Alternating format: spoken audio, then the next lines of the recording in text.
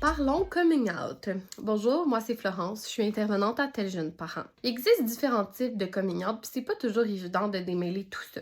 Votre jeune pourrait vous faire un coming out par rapport à son orientation sexuelle, donc son attirance sexuelle ou amoureuse envers d'autres personnes. Votre jeune pourrait aussi vous faire un coming out par rapport à son identité de genre, donc son expérience à se considérer comme femme, comme homme ou comme un mélange des deux, comme les personnes qui s'identifient comme non-binaires par exemple. Tout ça peut notamment amener à parler de transidentité à la maison. Même si en tant que parent, vous acceptez de façon évidente le coming out de votre jeune, c'est tout à fait normal que d'un autre côté, ça vous fasse vivre beaucoup d'émotions.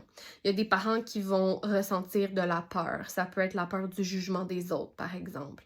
Il y a des parents qui vont être un peu plus dans l'impuissance, qui vont ressentir un stress, une certaine pression aussi même. Dans tous les cas, tout ça, c'est 100% normal. Malgré ces émotions-là que vous pouvez ressentir en tant que parent au moment d'un coming out, ce qui peut aider, c'est de demeurer soutenant, à l'écoute, puis de continuer de démontrer votre affection et votre amour pour votre jeune. C'est aussi important de croire votre jeune, puis de pas douter de ses propos. Ce qu'on peut se rappeler pour nous aider, c'est que le coming out, c'est l'issue d'un processus qui peut être assez long puis rempli d'inquiétudes. Donc, le fait de demeurer à l'écoute au moment du coming out peut grandement aider au lien de confiance que vous allez conserver avec votre jeune. Dernière chose, c'est aussi important de respecter le rythme de votre jeune.